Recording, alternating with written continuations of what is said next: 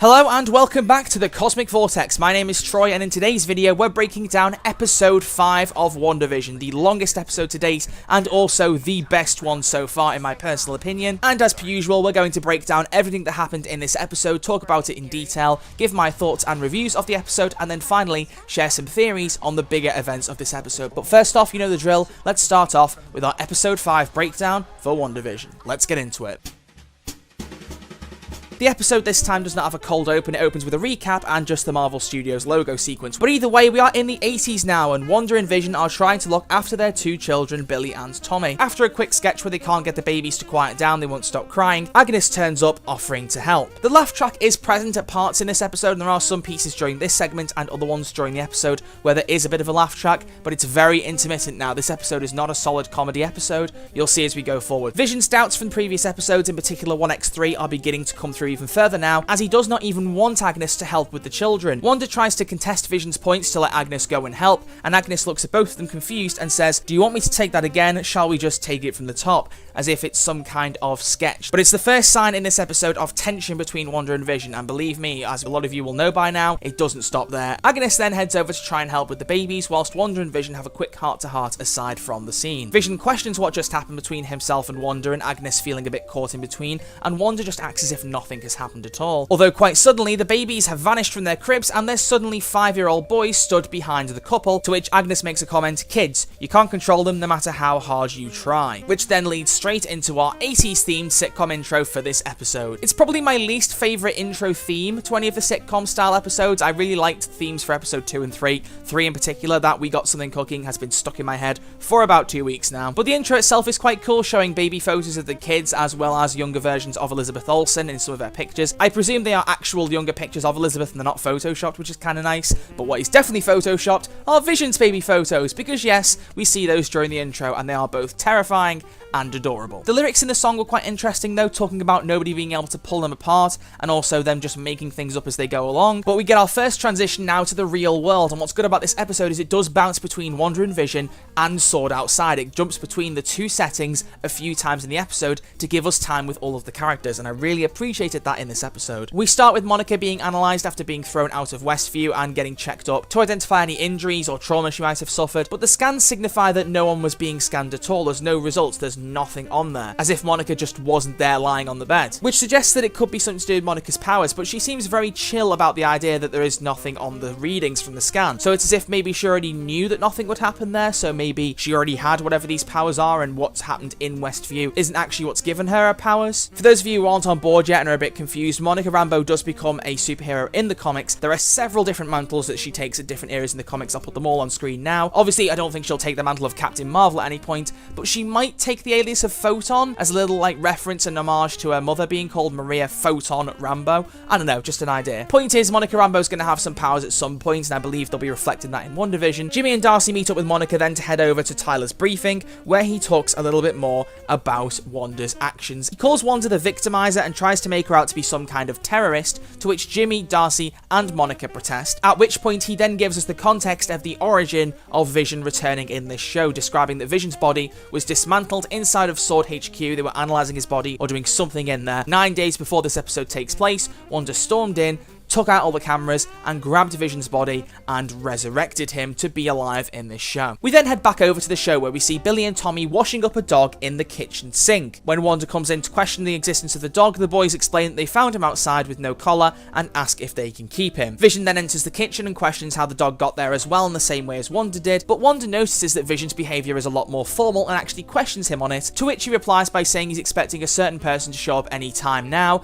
and lo and behold she does. Agnes comes walking in through the back door holding what looks like a dog kennel. After deciding that the dog should be called Sparky, Wanda fabricates a collar in front of Agnes and the boys, and Vision spots her doing this, pulls her aside and scolds her for being so reckless with her powers in front of Agnes when they're supposed to be blending in. Wanda replies by saying that she's tired of hiding and suggests that maybe Vision doesn't have to either, but Vision is not reassured by this and then asks Wanda what she isn't telling him. But it's quickly sidetracked as the boys ask about keeping the dog again, and Wanda and Vision refuse, saying the boys need to be at least 10 years old in order to look after the dog themselves, but they're currently 5 and so cannot do so. So on the spot, they age 5 years in front of us. Agnes actually sees the boys do this and makes no kind of shocked or confused comment, simply saying that she hopes the dog doesn't do the same thing. Back at Sword, Jimmy brings some coffee over to Monica and Darcy, who are currently theorizing different ways to get into Westview without being compromised and brought under Wanda's influence. They suggest a portable fallout shelter with walls that are able to block out the radio signals, to which Monica replies that she knows a neurospace engineer who'd be up for the challenge. Not sure who she's talking about there, maybe someone in the comments can clarify. After a bit more of a discussion, we find that Darcy is now calling the Westview perimeter the Hex,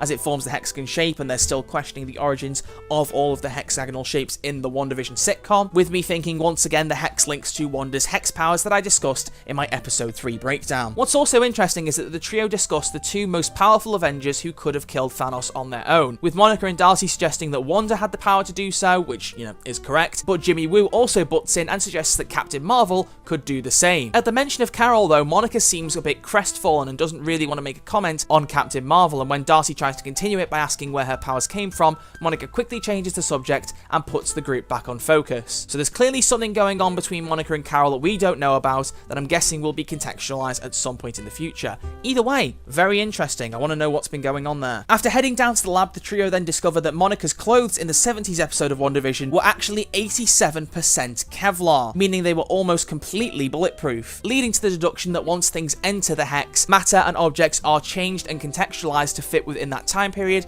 in the way we've seen with the Beekeeper outfit and so on and so forth, to make sure there are no anachronisms within Wanda's reality. At which point the trio then suggests that they should send something in that is time period accurate, so they have full control over it and Wanda's influence will not change anything to do with it. Meanwhile, we head back to the sitcom where Vision is back at work, the first time we've seen him there since episode 1 of the show. The staff are getting used to their new computers when an email comes in on all devices from Sword. The entire office reads it out, mentioning a Maximoff anomaly and the effect on Westview residents being unknown. Norm tries to laugh it off, as does the rest of the office, but Vision realizes that something's wrong, obviously recognizing Maximoff, and so he puts his hands against Norm's head and breaks him free of Wanda's influence. He quickly starts panicking, saying that he has to stop her and that she's in his head and nothing in his head is his own. He never mentions Wanda by name, but Vision clearly knows he's talking about Wanda before allowing Wanda's influence to take over Norm's head again for the time being, as Vision processes this newfound information. Back at the house, the boys are training Sparky when they ask where Vision's gone,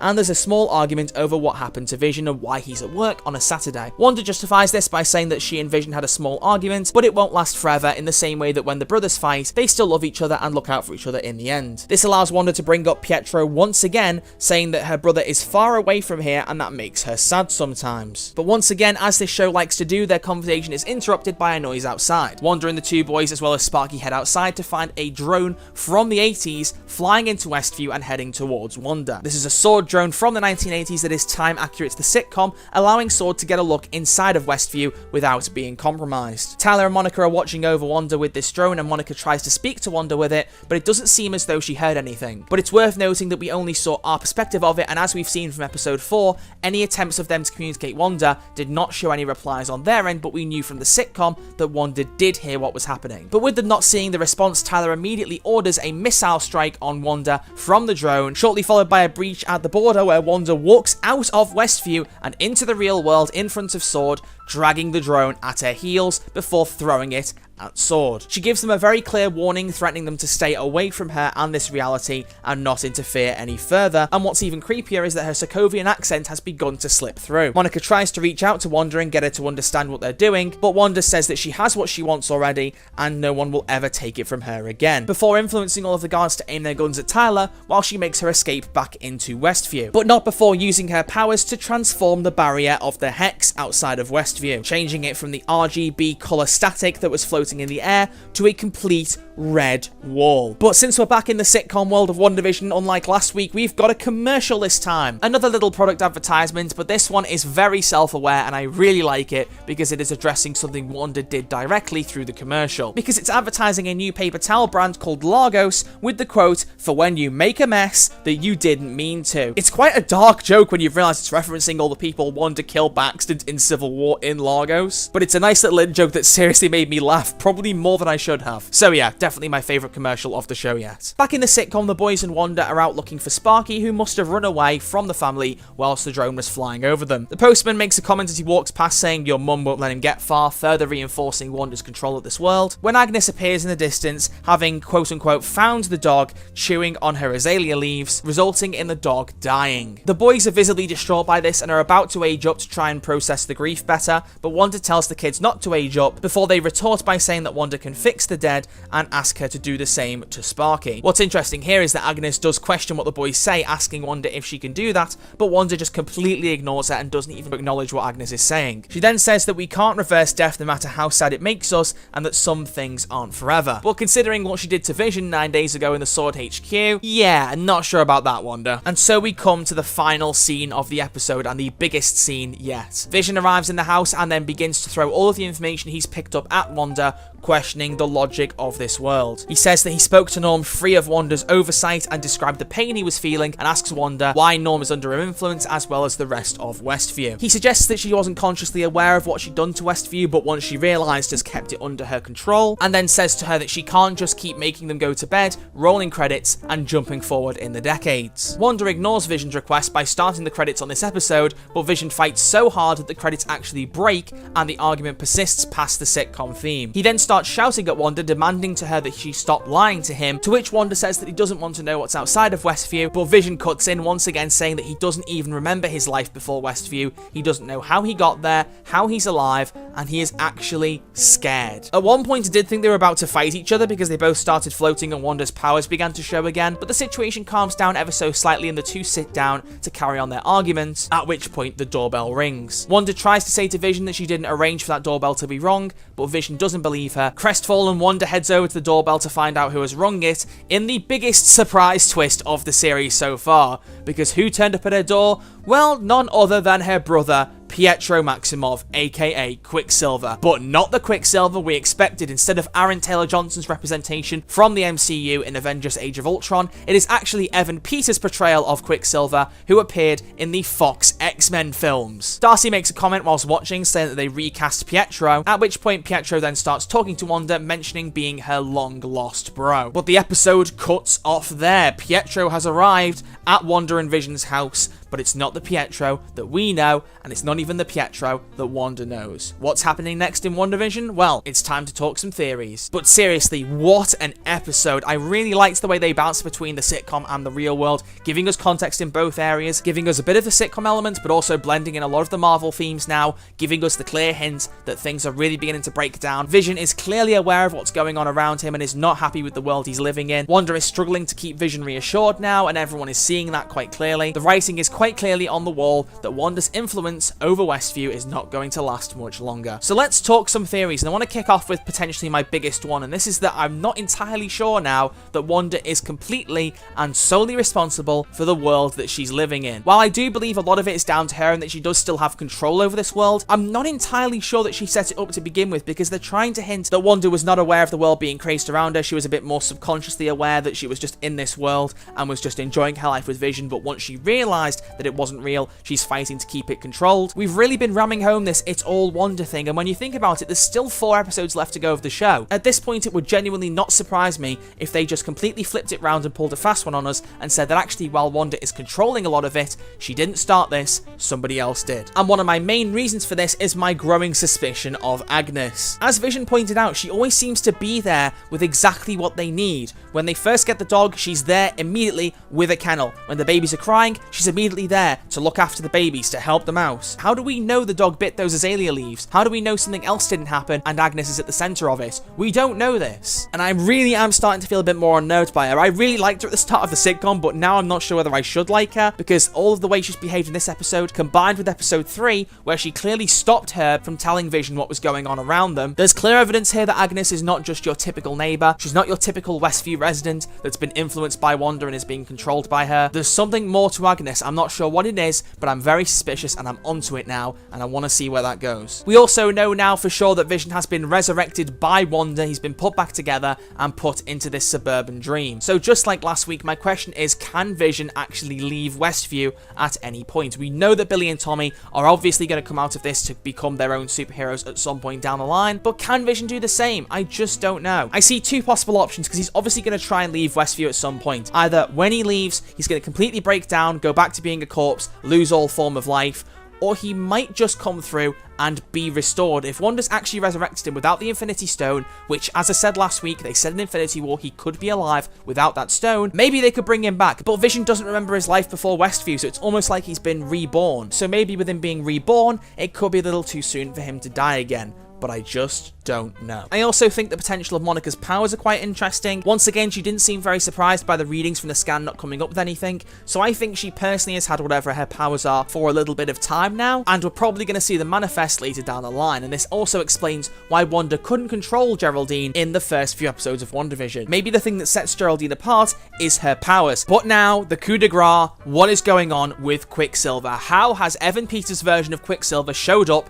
in WandaVision? Well, as a lot of you know, WandaVision is going to tie directly into the second Doctor Strange film coming out next year. Scarlet Witch is going to be a vital part of that film, so it'll be interesting to see how that links up, but the film is called Doctor Strange in the Multiverse of Madness. We're going to be looking at the multiverse, we're going to be looking at alternate universes separate to our own, and it's been a common theory among a lot of fans, myself included, that something to do with the multiverse is going to be opened up originally in WandaVision and followed up in the second Doctor Strange film, and I'm beginning to think that whatever's going on with Wanda is beginning to open up this multiverse. So I genuinely think that the Evan Peters Quicksilver has been plucked out of the X-Men universe from those Fox films and slapped straight into the MCU. And if that's true, that yields a great deal of potential outcomes for fans of the Fox X-Men films. I personally haven't watched many of them, and I have been intending to give them another go at some point, but if Evan Peters Quicksilver can come from that franchise to the MCU, that opens it for any other character to do the same, which means Marvel don't have to hit a hard reset on the X-Men universe. They can bring some characters over, give a bit of context and background to those who hadn't watched those films, and then just carry on with those people. Don't recast them, keep them in. It'd be interesting if they actually managed to pull that off, and I think that's where they're going with this, but we'll just have to see. To be fair, I am just a little bit sad that it's not Aaron Taylor Johnson. I did like his portrayal of Quicksilver, as short-lived as it was, but who knows, maybe he'll turn up too. Maybe we'll get a duel off between the two Quicksilvers. I don't know at this point. It's WandaVision, anything could happen. But that is my breakdown of episode 5 of WandaVision. As always, it's time to give this episode a score, and to be honest, I've been sat on the fence long enough bouncing around these episodes, giving them all 9s out of 10. This one's a 10. I've got to give it a 10 because they blended together the sitcom and the Marvel stuff really well. We got a lot of contextualization from all the different characters. We had the twist at the end of Evan Peters turning up. We had Vision clearly arguing with Wanda, questioning everything point blank to her face, breaking through the illusion, breaking through the lies. I really liked that they mentioned Scarlet Witch didn't have her name Scarlet Witch in this universe. At no point has Wanda Maximoff been called anything else. She's not actually been called Scarlet Witch at any point. They pointed out that she has no alias, and I like that they're hinting that maybe she might get hers at the end of the show. But this episode was absolutely fantastic, and I cannot wait once again for episode 6 next Friday. But thank you all so much for watching. If you have enjoyed this breakdown, review, and theory video for WandaVision episode 5, leave a like on the video to let me know you've liked this and would like to see more. And if you are new around here, please consider subscribing. It's a brand new channel I'm trying to get off the ground, and I would really appreciate as much support as you can offer. I know I keep saying more non-WandaVision content is coming. Let me know all of your thoughts about WandaVision episode 5 and my theories down in the comment section below. But other than that, I will see you all next week with the episode 6 breakdown. Until then, look after yourselves, stay safe, and I'll see you all soon. Thanks for watching.